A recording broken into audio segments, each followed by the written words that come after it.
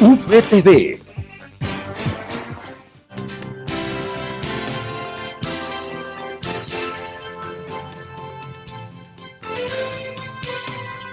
Nuestra sociedad se ha visto abrumada por las noticias que hablan de corrupción.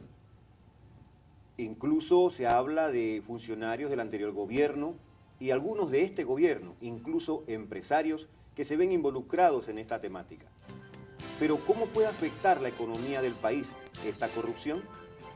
Este y otros temas de interés los vincularemos aquí en Mirada Económica, una producción de la Facultad de Economía y UPTV.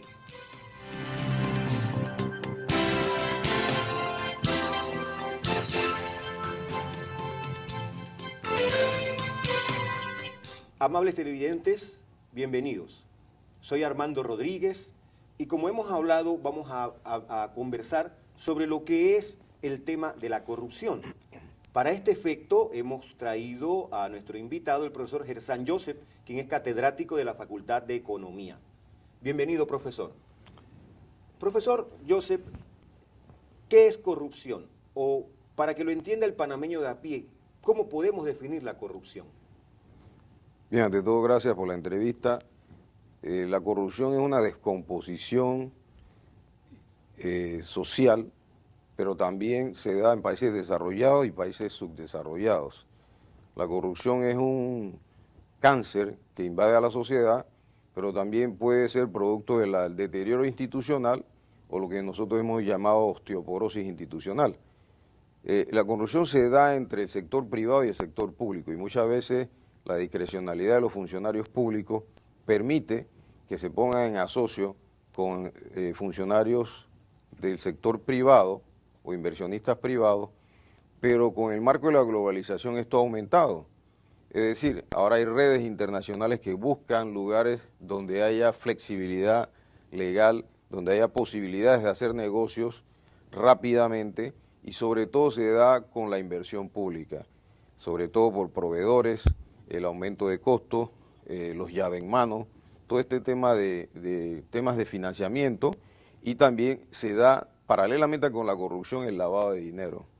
Entonces este es un elemento que se ha dado en Estados Unidos, ahora recientemente hay problemas en Brasil con relación a la corrupción, en México tradicionalmente y en España producto de esta situación. Además la crisis griega se debe mucho a la corrupción de los gobiernos pasados que robaron el dinero y la sociedad quedó digamos, empeñada de alguna manera. Y el gran problema de la corrupción es que impacta de manera profunda hasta más de 5 generaciones. Es decir, el efecto es devastador en la sociedad y empeña el futuro de los futuros panameños. Profesor, siendo un poco más directos, ¿cómo afecta esto de la corrupción a la economía del país? Bueno, el Fondo Monetario Internacional dice que un aumento en el 10% en la percepción de corrupción, medido por el indicador que han desarrollado esto, va a generar una pérdida de valor del 2% en el Producto Interior Bruto. Paralelamente nosotros podemos señalar que, por ejemplo, en el caso panameño, un aumento de la inversión pública, pero financiado por préstamos, puede comprometer la estabilidad financiera del país a mediano y largo plazo al aumentar el endeudamiento. Solamente veamos el espejo de Grecia. Grecia, para poder enfrentar la situación actual, ha tenido que privatizar sus aeropuertos, ha tenido que privatizar sus puertos, todos los activos del Estado. ¿Cuál es el peligro de nosotros? Si no se ataca el problema de la corrupción, es que en un futuro podamos perder precisamente por los malos manejos, nuestro principal activo, que es el Canal de Panamá, producto de los manejos de los gobiernos. Si no hay una fiscalización, hay un empoderamiento, una participación ciudadana que permita seguir y tener transparencia en cada inversión, cada dólar invertido y la rendición de cuenta, que no es entregar un informe, sino rendir cuenta de lo hecho por parte de los funcionarios públicos. ¿Qué deberían hacer las entidades responsables de las finanzas públicas para evitar que el presupuesto del Estado se vea afectado por estos eventos de corrupción? Esta respuesta después de la siguiente pausa. No se vayan, ya volvemos.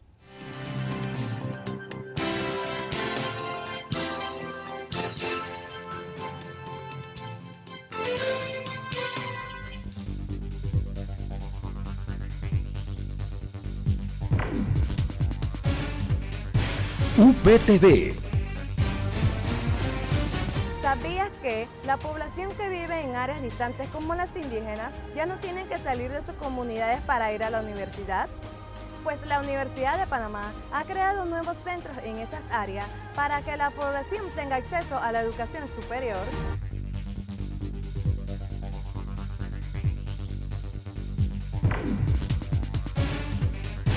UPTV.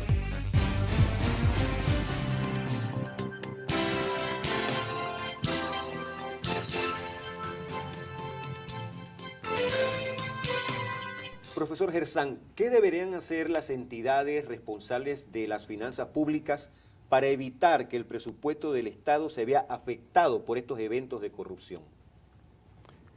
Bueno, deben hacer su trabajo y eso parece muy obvio, pero lo que tienen que ser eficiente y ser eficaces. Es decir, eficiente, cumplir su proceso de objetivos y eficaz, lograr los objetivos. ¿Qué quiere decir eso? Cuando usted hace su trabajo bien, fortalece la institucionalidad del Estado, pero aparte de eso genera valor público. ¿Qué significa eso? Los funcionarios públicos, los servidores públicos, no deben esperar gratificación por su trabajo, tienen que hacer su trabajo, para eso se les paga. ¿Cuál es el problema? En el caso de la Contraloría, y en la gestión pasada la Contraloría no fiscalizó nada, pero también los legisladores. Los legisladores avalaron muchos elementos, por eso que la Contraloría se refugió en eso, avalaron, firmaron, le dieron aval a muchas acciones del gobierno. Entonces, la sociedad tiene que tener una capacidad de fiscalización. ¿Qué quiero decir con esto? Que las noticias ayudan, la investigación periodística ayuda, pero la sociedad tiene que tener un empoderamiento, una participación, una fiscalización, y el latinobarómetro, el índice de transparencia ayuda, pero sobre todo lo que las comunidades perciben. La percepción es muy importante, pero también la efectividad.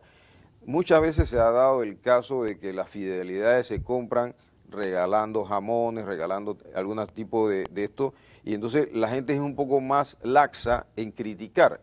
Pero yo creo que lo que el pueblo panameño debe saber es que cada vez que hay un acto de corrupción, lacera el futuro, vulnera, destruye el futuro de cada niño, porque esos dineros no se pueden utilizar para invertir en educación, mejorar la salud, poder pagar las pensiones de la gente que se jubila.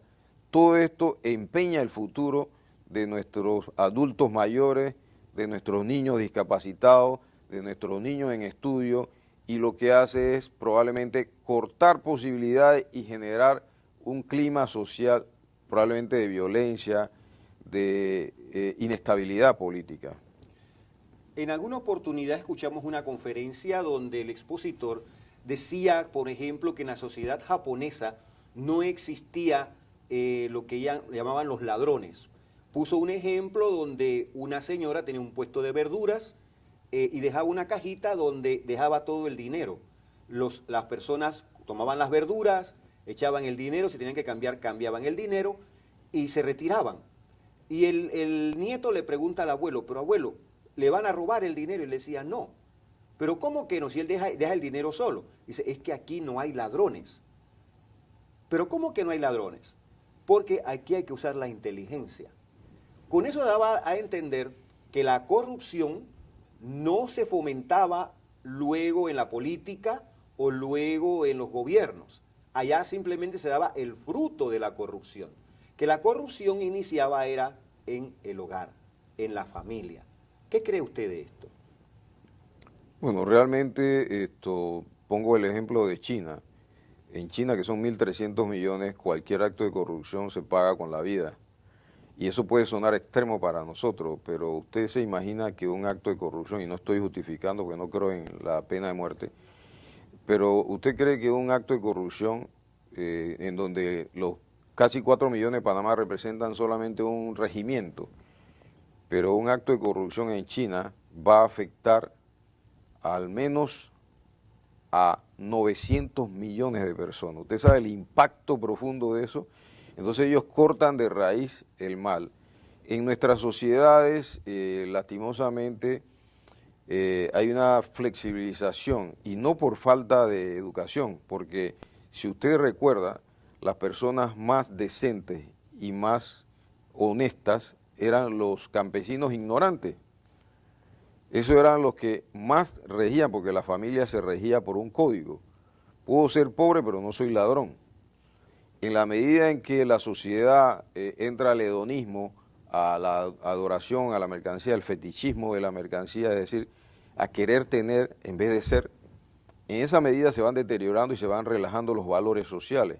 Y entonces, en nuestra sociedad, el prestigio social se da por el que tiene más, no por el que sabe más, ni por el que tiene mayores valores, sino por la tenencia de recursos. Entonces, la gente trata de ir en esa dirección, pero como usted bien dijo, la familia establece unos valores que sirven para toda la vida. Usualmente en los hogares donde hay familias completas, donde está el padre y la madre, usualmente los hijos tienen un desempeño social bien adecuado, pero donde hay a veces dificultades, donde están las familias incompletas. En ese sentido también las normas de las creencias y sobre todo las pautas de educación cívica, que aquí se perdió ese estudio en la secundaria, también orientarían, porque hay muchos jóvenes que no es que quieran hacer el mal, sino que no saben, no han sido educados, son ignorantes y el funcionamiento de la sociedad funciona con lo que algunos han llamado la viveza, ¿no? Entonces, algunos jóvenes caen en eso. Y yo creo que el problema y la función, en este caso del Ministerio de Educación y de la Universidad de Panamá, es promover la institucionalidad y los trabajos, la ejecución, la responsabilidad del profesional a través de su ética. La ética del profesional, digamos, la honestidad, que sea un valor que sea valorado, no necesariamente materialmente, sino que la persona que tiene ética y que tiene honestidad proyecta una imagen profesional. El profesionalismo se da en eso. No solamente en Panamá se dan actos de corrupción, en otras latitudes también se manifiesta este flagelo. Se piensa incluso que no se escuchaba tan intensamente antes esto de tomar la justicia, como se dice, para ponerla en práctica. ¿Cree usted que esto es una ola que viene bajando en todos los países y que ya ha llegado a Panamá? La respuesta a esta pregunta después de la siguiente pausa. No se vayan.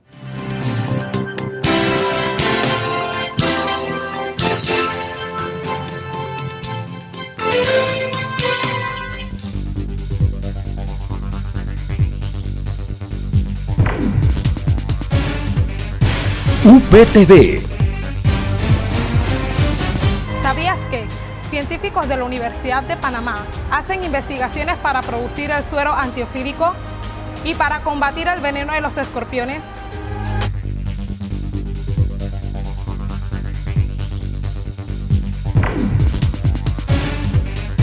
UPTV.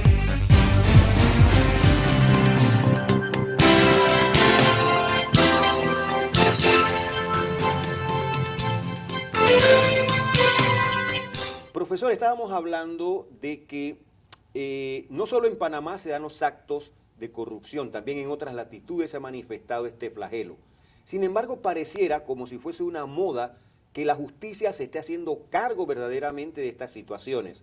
Ha venido bajando desde Estados Unidos, México y otros tantos países y ha llegado a Panamá y continúa bajando. Podemos decir que siempre existió la corrupción, pero es ahora, en los últimos 3 años, 5 años, que se ha visto que la justicia realmente está ejerciendo su papel. ¿Qué opinión nos da al respecto? Bien, yo más bien pienso que más que bajar va subiendo, porque las demandas de la sociedad latinoamericana frente al tema de las emisiones de fluorocarbonos en los países más desarrollados, lo que exige es que se firmen acuerdos de poca emisión y las demandas de, por lo menos Río 92, en cuanto a las empresas transnacionales y el aprovechamiento de los recursos como el petróleo, la emisión de gases que afectan a toda la sociedad, vulnera la ética ambiental. Y las empresas hacen negocio contaminando no sus países desarrollados, sino los países periféricos que tienen más flexibilidad en las leyes. Ahí hay un acto de corrupción. Lo que pasó en Taboga, el barco que soltó el aceite, lo que pasó en Ecuador cuando se contaminaron los ríos, lo que pasó en el Golfo de México con la Exxon, todos estos elementos son actos de corrupción, pero también hay otros elementos. Muchas veces en la economía a veces se dan inversiones que no tienen todos los estudios de factibilidad, como lo que se ha venido diciendo de Barro Blanco. O sea, se propició la inversión, sin embargo no tenía los estudios de factibilidad, sin embargo un banco alemán le dio préstamo. Cuando se dio la construcción del Corredor Norte, era un área de patrimonio histórico, arqueológico, y era un parque natural, sin embargo se invirtió, y Pizza no tenía dineros para invertir, y el Estado tuvo que empeñar dinero o buscar préstamos en el BID para hacerle préstamo a una empresa que venía quebrada. Entonces todos estos elementos que son datos reales, son elementos preocupantes porque muchas veces las empresas privadas y sobre todo las internacionales que se supone que tienen solidez, el caso de SACIR, ya no nos vayamos lejos, el caso de la ampliación del canal, el Grupo Unido para el Canal, que no midió los costos. Si usted hace una postulación, una postura de que usted va a tener tantos costos y después usted va a hacer una adenda, eso es un acto de corrupción. Entonces, vemos que en el caso de España, que lo conozco bastante bien, muchos empresarios españoles vienen a Latinoamérica a buscar opciones, sin embargo, consideran que todavía este es un territorio de ellos. Y yo siento que América Latina ha ido avanzando en consolidar sus democracias, fortalecer la institucionalidad y la sociedad también es fiscalizadora de sus recursos. Yo creo que una de las cosas, y a mí me llamaba la atención que el público panameño se enojaba mucho por el acto de corrupción del árbitro Gay, creo que se llama, con relación al partido de el Panamá partido de con México y Panamá. Y entonces ese enojo a mí me gustaría que las personas lo proyectaran si se dieran cuenta que es mucho más grave los actos de corrupción que hemos sufrido, que se ha duplicado la deuda de 10.000 millones a casi 22.000 millones sin contar los llaves en mano. Entonces eso va a impactar no solamente las generaciones que tienen ahora entre 15 y 29 años, sino incluso los que no han nacido. Cuando nosotros vemos esa proyección, vemos que este efecto de corrupción puede estar gravitando la sociedad probablemente por los próximos 30, 40 años, para poder rehabilitar la situación que se ha dado. Y esto tiene que ser un factor saneante para que el actual gobierno se vea en ese espejo y pueda seguir los cauces correctos en la fiscalización del uso de los recursos, de los dineros de todos, y que cualquier acto de corrupción, sea de quien sea sancionado duramente. Esa es una de las cosas que yo creo que, y en la Universidad de Panamá, nosotros en el Congreso Científico tenemos una mesa, y le invitamos a todos, que se llama la Mesa de Economía y Corrupción, para que todo el público que nos escucha escuchado programa pueda también visualizar otros elementos de este gran problema, y que yo te felicito, Armando, porque la facultad se ha ocupado de un tema que muchas veces se cree que es solamente de la política, pero de la economía y de la ética, incluso de la filosofía, podemos abordar el tema de la corrupción para tener cero tolerancia a la corrupción. Profesor, hablando de la parte académica, ya que mencionó la universidad, esta parte académica, ¿cómo puede contribuir a modificar, si ya viene con defectos, el comportamiento o la actitud del sujeto en cuanto a los actos de corrupción, por muy pequeños o sencillos que parezcan? Existe una terminología que no existen mentiras blancas ni mentiras chicas. Mentira es mentira. En este caso, corrupción es corrupción. Pero de la parte, en la forma académica, ¿cómo podemos contribuir para evitar que esto se siga dando? Bueno, yo creo que el mejor ejemplo, la manera más proactiva de esto es primero dar el ejemplo. Ese es número uno. Número dos, por lo menos en los estudiantes que nosotros tenemos de economía y finanzas, nosotros le explicamos, por lo menos en mi caso, que ellos tienen que tener una ética, un comportamiento profesional, o sea, tienen que ser unas personas con mucha capacidad, pero sobre todo por el tema, sobre todo los que estudian finanzas y trabajan en banco, uno les explica que esto, como usted dice, no hay grises, o se es honesto o no. Profesor, vamos a continuar con esta respuesta después de la siguiente pausa. No se vayan, continuamos aquí en Mirada Económica.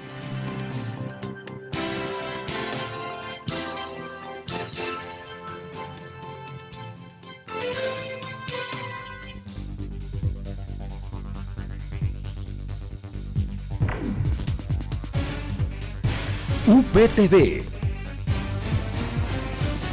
¿Sabías que la Universidad de Panamá es reconocida como una autoridad en la resolución de conflictos y problemas nacionales?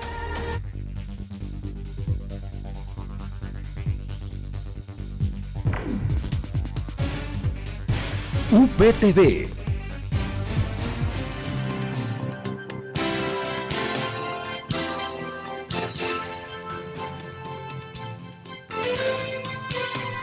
Volvemos con Mirada Económica. Profesor, estábamos hablando de la parte académica. Usted nos comentaba que era fomentar en el estudiante la honestidad y demás. ¿Cómo hacemos esto a lo práctico?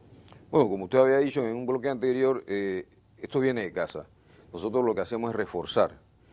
Son reforzadores positivos, darle al estudiante las pautas de comportamiento ético, pero ya eso es una cuestión que queda a la persona y también de sus valores. Lo otro es que también hay normas, hay manuales, en cada trabajo hay manuales de cómo se hacen, manuales de procedimiento, de no dan margen, hay unos controles de calidad, ISO 9000 y otros, pero sobre todo yo creo que uno de los temas que más vulnera y que propicia la corrupción es la discrecionalidad.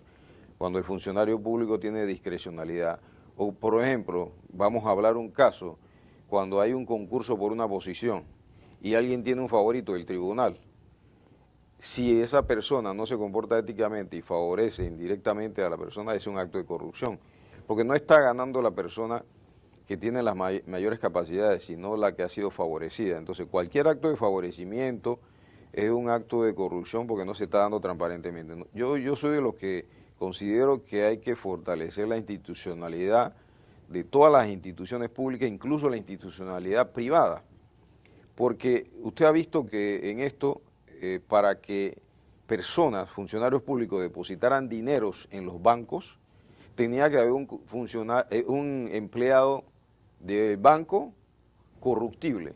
Es decir, hay un corruptor, hay un proceso de corrupción y hay una persona corruptible, propensa a la corrupción. Y también hay una flexibilización de los mecanismos, es decir, si usted o yo vamos a depositar $5.000 en el banco, a nosotros nos piden hasta historial policivo. Correcto. Pero una de estas personas deposita 60 millones y no le piden nada. Entonces, el sector privado y sobre todo la banca se ha visto muy cuestionada en este sentido. Y todos los actos de corrupción a nivel internacional, y esto es globalizado en licitaciones, la transparencia de las licitaciones, lo que es el Panamá Compras, todo esto, estos actos de licitaciones tienen que ser lo más transparente posible. No se puede hacer actos sin licitación, pero que no sea engorroso, es decir, que sea flexible, porque si no tú ahuyentas al inversionista. ¿Y qué es lo que ha venido pasando? Que como los actos son muy burocratizados y muy demorados, entonces obviaban los actos de licitación y lo hacían por hasta 300.000, creo que era un monto. Entonces ahí partían la licitación y se hacía el acto de corrupción. Yo creo que hay que poner mecanismos más de control mayores.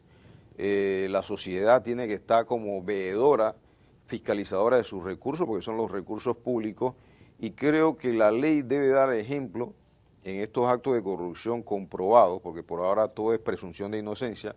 En estos actos comprobados debe de caerle todo el peso de la ley a los señores corruptos para mandar un mensaje de que esto no se puede hacer en nuestra sociedad. Usted habló una frase bien interesante, funcionarios corruptibles. Hablemos de un evento que pareciera no ser tan trascendente, pero que se da todos los días en nuestra sociedad. Por ejemplo, cuando usted tiene un vehículo y va a buscar el registro vehicular, va a buscar la placa y demás, usted se encuentra que en las afueras de las oficinas municipales, por ejemplo, hay una cantidad de personas, a veces ensacados, a veces no, que andan con maletines y papeles y que se te acercan y te dicen, yo te hago el trámite rápido. Y se meten en las oficinas, usted lo ve que van por aquí, van por allá, y de repente salen y le entregan a usted sus papeles en menos de 30 minutos. Cuando el procedimiento normal es estar en la fila, esperar que te llamen, demora 1 hora, 2 horas, el que lo hace bien demora un montón de tiempo, pero el que paga por fuera recibe rápidamente. ¿Cuál sería su opinión al respecto de esto? Precisamente se ha hablado del gobierno en línea y la agilización de los trámites para evitar ese proceso de corrupción, porque es probable que se haga engorroso el proceso para generar dineros por fuera. Esto que usted dice es probablemente un comportamiento del funcionariado público que conoce el asunto y hace trabas, genera trabas para generar negocios por fuera. Yo creo que esa es una de las cosas que puede estar diciendo de lo que yo he llamado el Alzheimer institucional. Cuando el Alzheimer institucional comienza, hay una desestructuración social, hay una incertidumbre social, y al igual que la osteoporosis institucional, son, digamos, enfermedades que atacan el cuerpo social del Estado y las instituciones, y que al final comienzan a hacer colapsar, como está pasando en Grecia, como ha pasado en México, como está pasando en algunos países de Europa. Entonces, para inocular, digamos, una prevención ante esta situación, creo que las leyes deben de ser fuertes, debe establecerse protocolos, manuales de procedimiento en todas las instituciones para evitar eso que se ha llamado la discrecionalidad. También en los concursos por posiciones públicas debe todo estar muy claro para que no se favorezca a los que tienen amistades. En los requisitos para puestos de trabajo también debe estar claro qué es lo que se presenta, debe avisarse con suficiente tiempo, debe tener la suficiente disposición, y en lo que tiene que ver con el derecho administrativo, debe la gente conocer y debe publicarse todas las resoluciones para que las personas tengan derecho a apelar si es que se ven afectadas, y esto evitaría elementos de corrupción, porque cuando la persona no conoce sus derechos, esos derechos son vulnerados.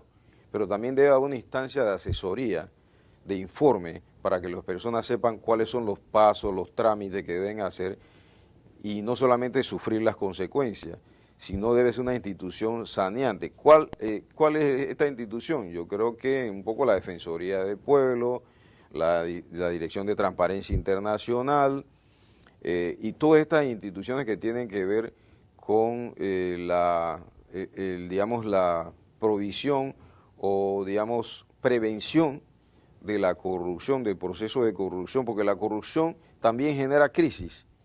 O sea, dentro del marco de la crisis, la corrupción campea, y es más, es generadora de crisis institucionales. Han caído gobiernos por la corrupción.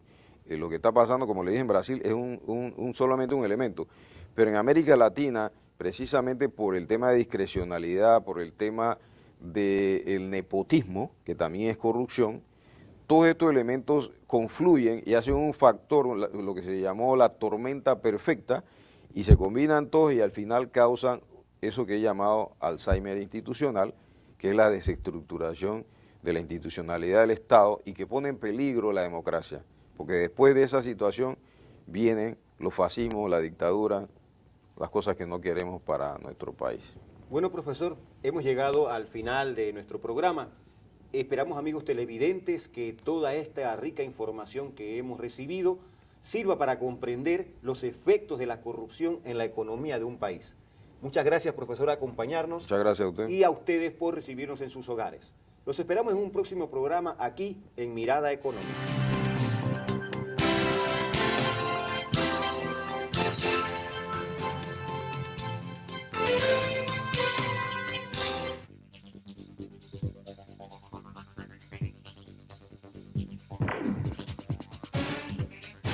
UPTV.